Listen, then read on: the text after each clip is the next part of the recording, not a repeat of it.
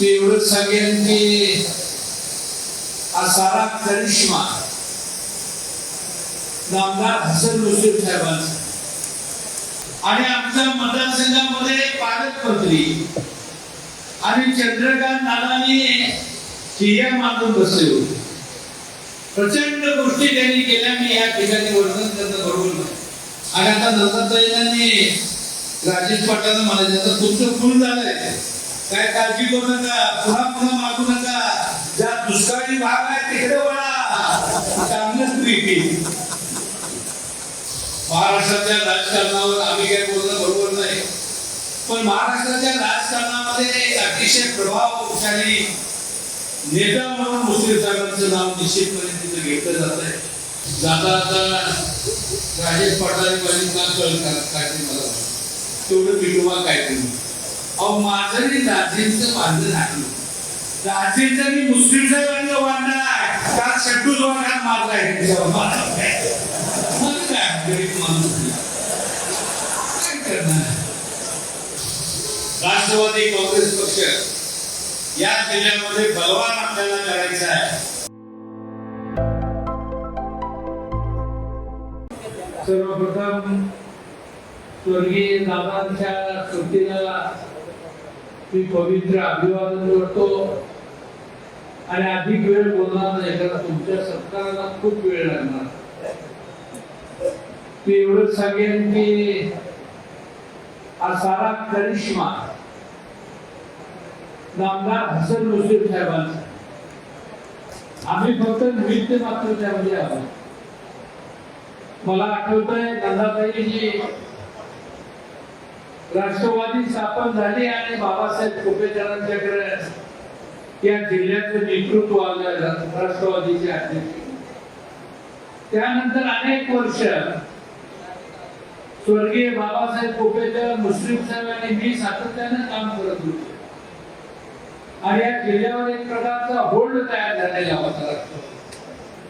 मधल्या काळात आपण कमी पडलो मागं पडलो ही वस्तुस्थिती आहे,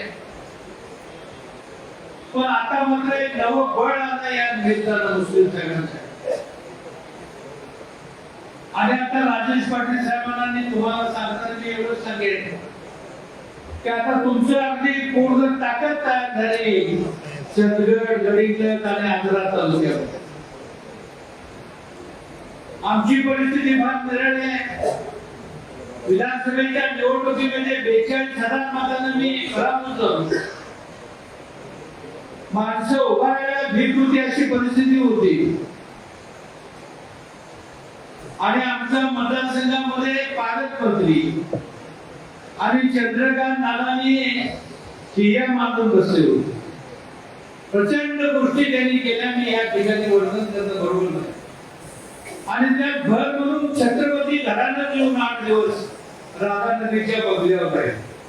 आम्हाला पराभूत करायला राजेश पाटील पराभूत. अशा संकटातून आम्ही तरुण आलोय. खूप मोठी आणि चांगली लढाई केली. आम्हाला थोडस यश आलं, परंतु आम्ही यशापर्यंत जाऊन मात्र पोहोचलो. त्याचा साथ अभिमान आहे.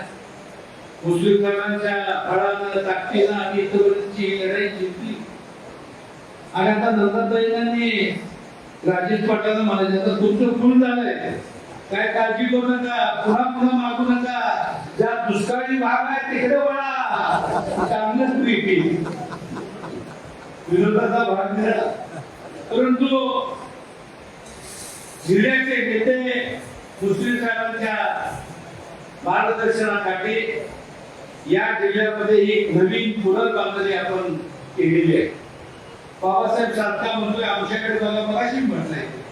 आता बघा म्हणजे तिथं आता आमचे मित्र डॉन त्याला बाजूला करून 3 जागा जिंकल्या, पंचायत समिती जिंकली. चांगली गोष्ट आहे. बाबासाहेब तुला शुभेच्छा. पुढच्या ही सगळी एकापेक्षा एक सगळे कार्यकर्त्यांनी नेते मुस्लिम साहेबांचे सवंगडी म्हणून या जिल्ह्यामध्ये काम करतायत. त्यांना बळ देण्याचं काम सातत्यानं मुस्लिम साहेब करतायत. महाराष्ट्राच्या राजकारणावर आम्ही काय बोलणं बरोबर नाही, पण महाराष्ट्राच्या राजकारणामध्ये अतिशय प्रभावशाली नेता म्हणून मुश्रीफ साहेबांचं नाव निश्चितपणे तिथं घेतलं जात आहे. आणि या सगळ्या जागांच्या नंतरच्या पोकळीमधले हे सगळी जागा भरून काढण्याचं काम मुश्रीफ साहेबांच्या कुशल नेतृत्वाखाली राज्याच्या नेतृत्वामध्ये राज्य सरकारमध्ये महाराष्ट्राच्या त्यांच्या हातून पूर्णत्वाला जावं अशी मी अंबाबाईची प्रार्थना करतो. निवडून आलेल्या सगळ्या तमाम माझ्या सहकारी मित्रांना मनापासूनच्या शुभेच्छा देतो. पंचायत समितीच्या सगळ्या सदस्यांना देतो. नगरपालिका आणि महानगरपालिकेमध्ये अतिशय कोणी धुंद केली त्या सगळ्या धुंदीमध्ये आपण यश संपादन केलं.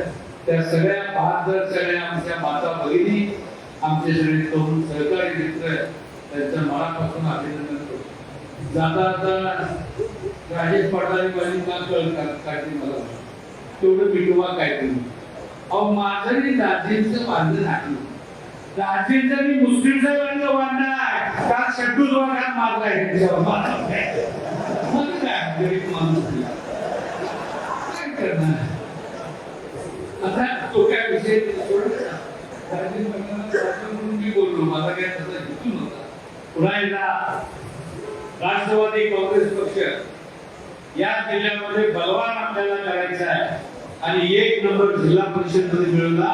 तसा इथून पुढच्या सगळ्या जिल्ह्याच्या राजकारणामध्ये 1 नंबरलाच राष्ट्रवादी ठेवायचा आपण सर्वांनी प्रतिज्ञा करूया सांगतो. सर्वांचं अभिनंदन करतो. थांबतो. जय हिंद.